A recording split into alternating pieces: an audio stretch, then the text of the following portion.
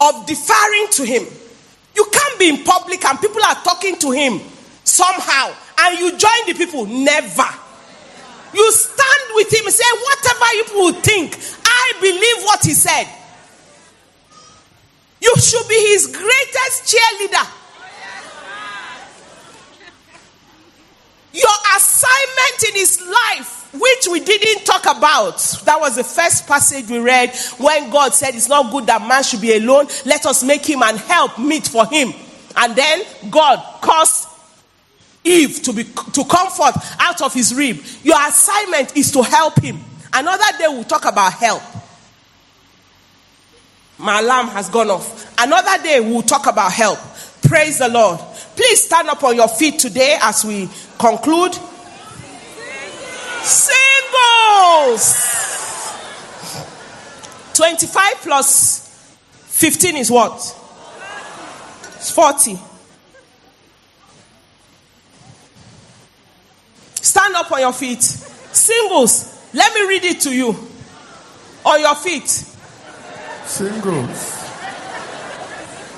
Singles. We shall have another day for you. Singles. Okay, please sit down. Daddy. 3. Thank you. Just sit down. It's only 3 minutes or so. If you like, use it to clap. Praise the Lord.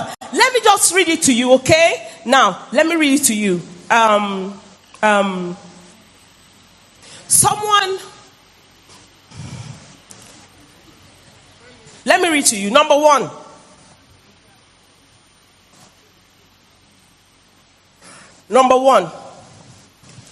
Find someone who is God-fearing. Marry somebody who is God-fearing. When the person is God-fearing, the rules that you establish for yourselves in the courtship becomes easy to obey and adhere to.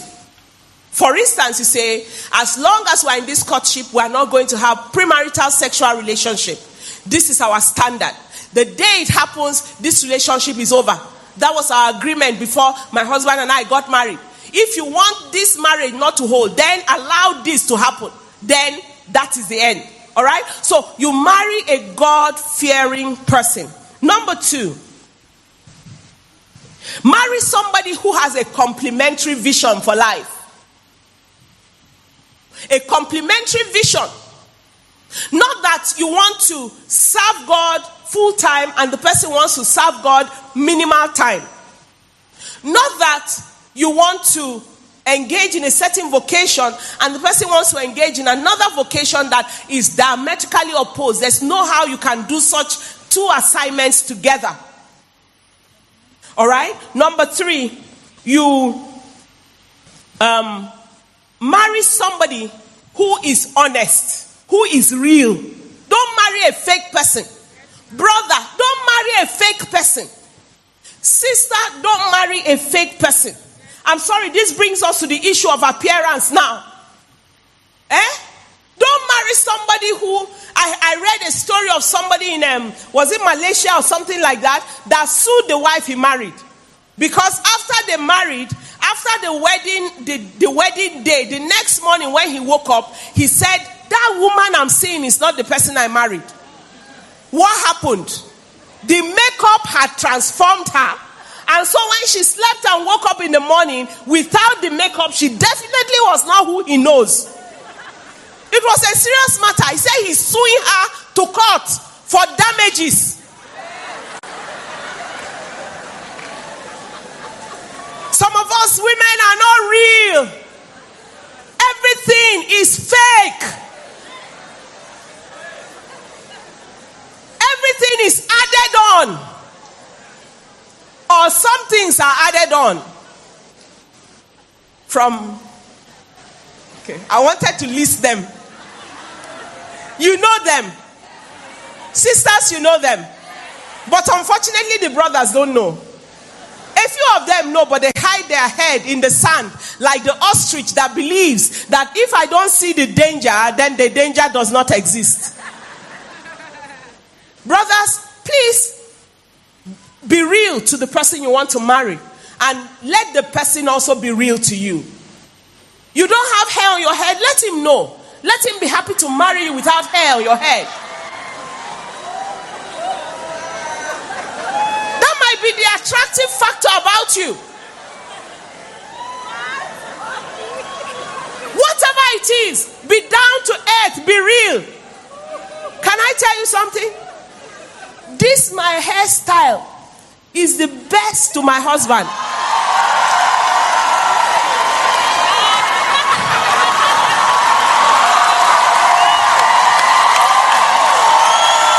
I'm telling you something. And he says it in a very funny way. When I finish plaiting the hair, he says, I like your fine hair. The way he said to a little girl, I like your fine dress. That's how he saw me.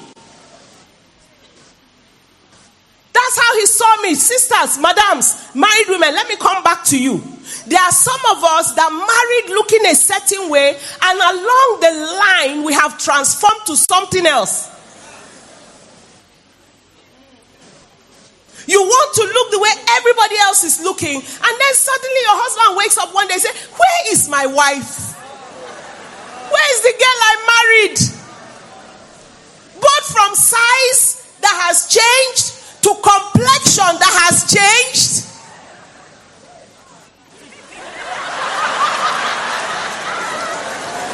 To everything. And you look many times different from who he married. There's a problem there. Let's get back to basics and find out what is the fundamental person, the original look, the original personality that your husband married. Let me go on. Number 4. Does he respect you? Does she respect you? Does she submit to you? Will she be humble and stay submissive to you after you are married?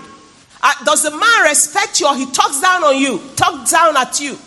Well, if you carry yourself loosely and he has had everything he wants to have from your body, he can talk to you anyhow and you can't blame him. Number 5, does he respect your wishes? Or does she respect your wishes? Are your opinions counted? Or your suggestions, already you haven't married, you make a suggestion and it's thrown out of the, it's discarded? These are important things to take note of. Number 6, does he encourage you? And does he strive to bring out the best in you? Or he's in competition with you? Or she is in competition with you? These are important things. Number 7, does he serve God? Is he obedient to God? We already talked about him being born again or she being born again and being God-fearing. But another thing is he obedient to God? For instance, you come into church, senior pastor says, pray these prayers every day or as frequently as you can. And from Sunday to the next Sunday, he didn't pick up the prayer bulletin to pray. He didn't go out on evangelism. He hasn't read his Bible throughout the week. She hasn't done anything in that line. There's no commitment to the things of God. If you want to marry a Christian, marry a Christian. If you want to marry somebody that has no relationship with God and you are comfortable with that kind of existence, that's fine. But the issue is determine what you are entering into before you enter. It's not after you marry, you come and complain. Number 8.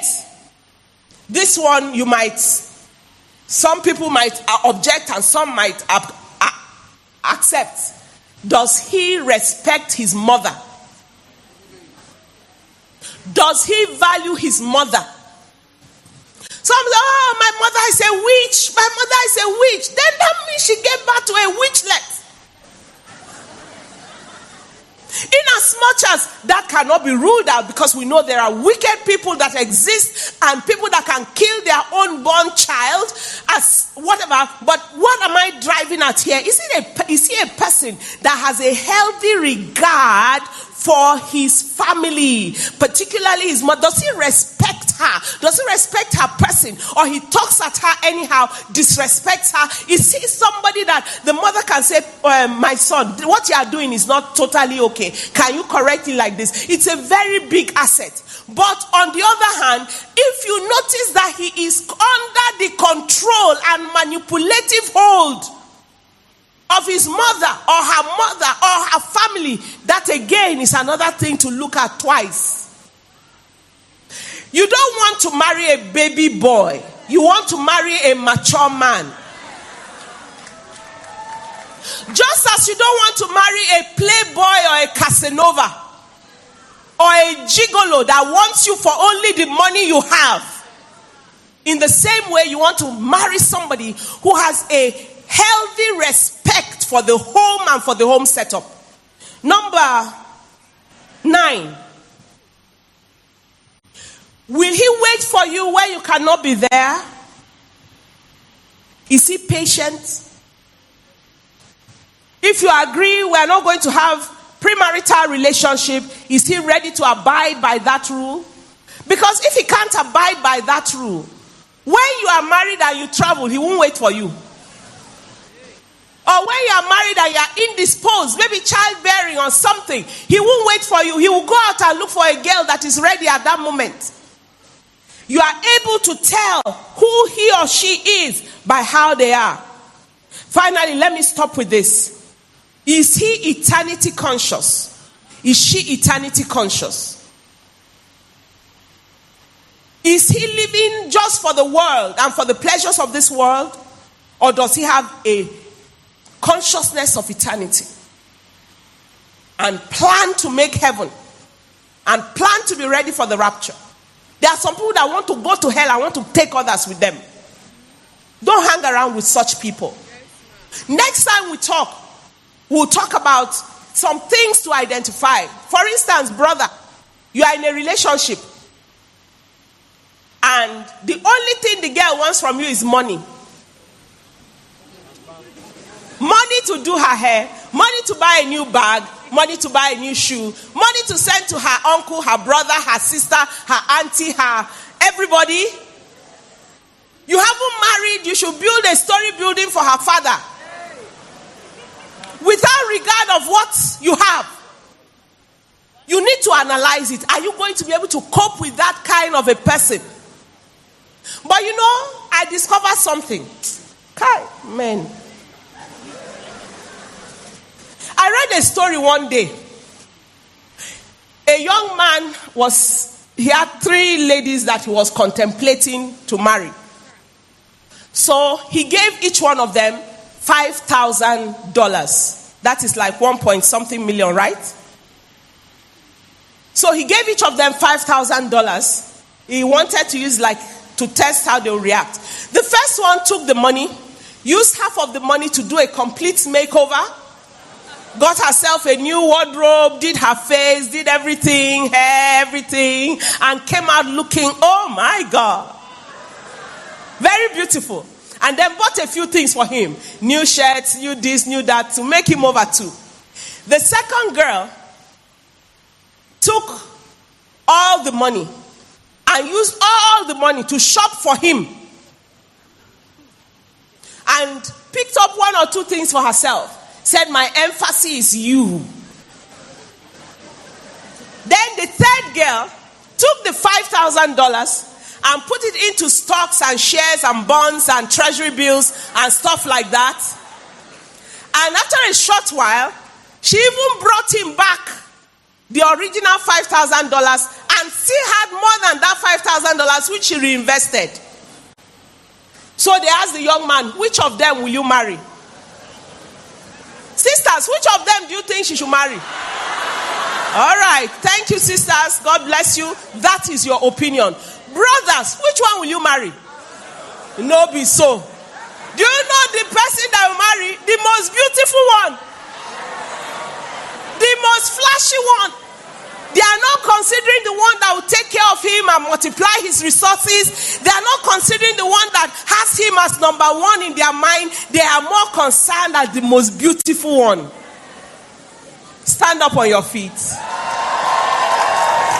Brothers, it's not all beautiful. In as much as they should be beautiful. Don't marry who you don't like, oh. If you don't like the way she looks, don't marry her. Because she won't transform. She can get better. But the shape of the nose will remain the shape of the nose. So like it. Like it the way it is. It can be enhanced, but like it basic. But please, marry somebody who will help you to reach higher heights. Women want to help their men. Did you see all the women unanimously said they will marry the one that multiplied the money? Unanimously, most of the women. But some men just want to marry something beautiful, without brains, without conscience for your money. May you not miss it. If you believe it, shout a loud amen. Lift up your hands and let's pray tonight. Let's appreciate the Lord. Father, we thank you. We ask that you help us to take the right decisions in marriage. Help us to marry the right persons. We ask that your name be glorified. Help us to do well with our husbands and our wives. In Jesus' name we pray. Give Jesus a big clap of hand. Please, you may be seated. Dearly beloved, we believe you've been greatly blessed by this sermon. Do you want to download more sermons of your favorite preachers? Visit www.spiritnerds.org today. Reach us by email for more information and concerns at spiritnerds.org@gmail.com. God bless you.